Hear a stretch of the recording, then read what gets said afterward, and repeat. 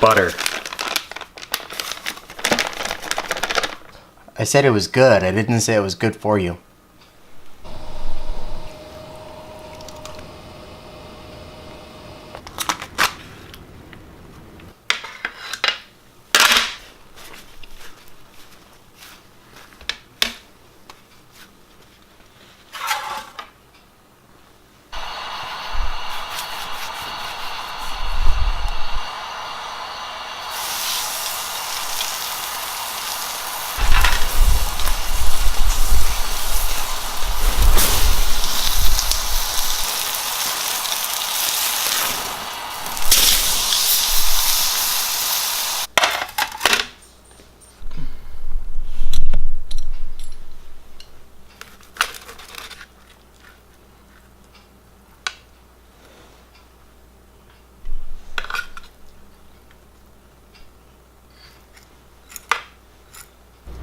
What's going on, guys?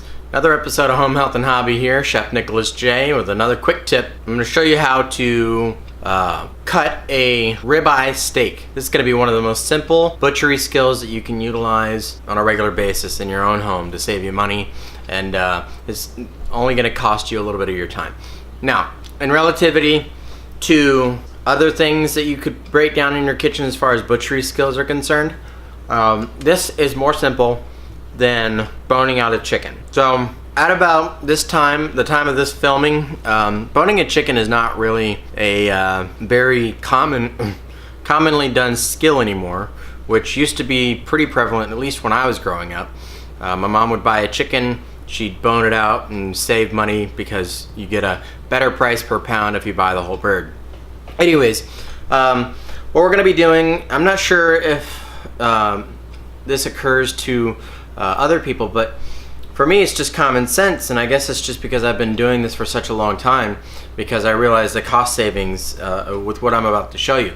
This is a standing rib roast, or otherwise known as prime rib, and we can get into select choice and prime grades of USDA meats at a later time. I want to keep this video as short and concise as possible, and I'm gonna put you guys viewing over my right shoulder so you can see what I'm doing here. Well, let's get into it. I'm going to take off the trussing right here, and if you don't really need to get a cutting board out, but that would be up to you. So we're going to come in from up here, right here. I'm actually going to go like this. Sometimes these will come already done.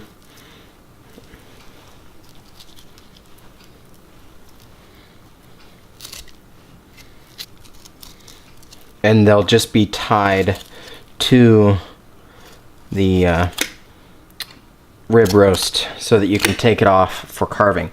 Now, with what I just said, you don't go down from the top. I was distracted for a second there, and that's not ideal because you're gonna get some meat loss, like right along in this part right here, and you can use the bones with that piece of meat on it, braise it for a slow period of time, and it will make a nice stew. And right now I'm also using a boning knife. Boning knife is pretty sharp.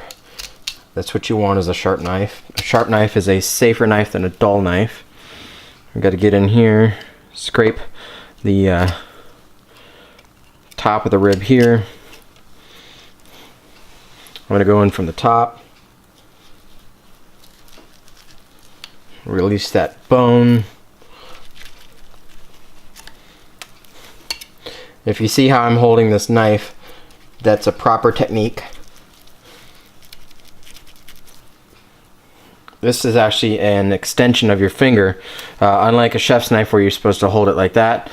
This is acceptable when boning out different pieces. This is why you want clean hands, because while it's not as important, I say that loosely, as when you're doing ground beef or ground meat, but You will always want to handle meat with clean hands.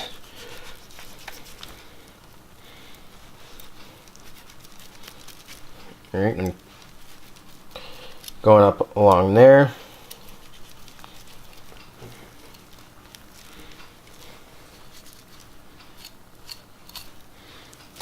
Just kind of work it up like that. Whatever you want to do with it. You can make stock with it.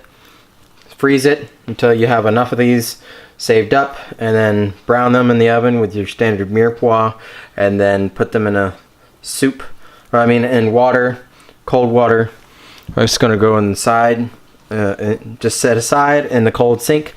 Now here we're going to go with 1.5" steaks right here. So 1.5" is right there. I'm just going to go all the way from the top.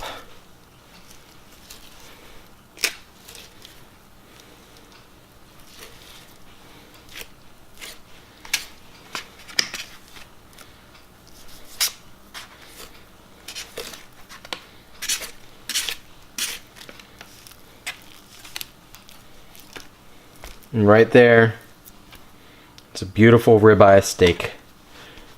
Just like that. You just go ahead and keep on doing it like that. If you have a butcher that you're going to get this from and it's already boned out, you can get these sliced on the slicer, a deli slicer. You can make a traditional Philly cheesesteak with sliced ribeye. It's delicious. I recommend you trying it. I've already made some freezer bags here, but without going any further, that's how you make yourself a steak from a standing rib roast and how to debone it. Bonus footage, I wanted to talk just a little bit more about ribeye steaks and restaurants. When the restaurant owners serve ribeye steaks, what they're interested in doing is impressing the customer by giving them a piece of meat that sometimes will overhang the sides of the plates. And they're actually going to cattle ranchers and I guess feedlot growers, and they will tell them that what they want and work with the cattle ranchers to breed cattle that make the rib, the muscles that make up the ribeye steak, to be longer. So you're getting a thinner steak, but you're getting more plate coverage at the same ounce that they advertise on the menu. But it just looks impressive. But just be aware that there are things like that going on all the time in our food chain, in today's current food chain, and it can kind of translate to shady practicing. Now, what I just told you about this, I don't know. I'll remain agnostic on the issue for now until I hear what you guys have to say down in the comments.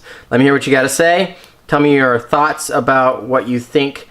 I want to know your opinion on what it is that you think is acceptable and unacceptable in our food chain. Catch you on the next video.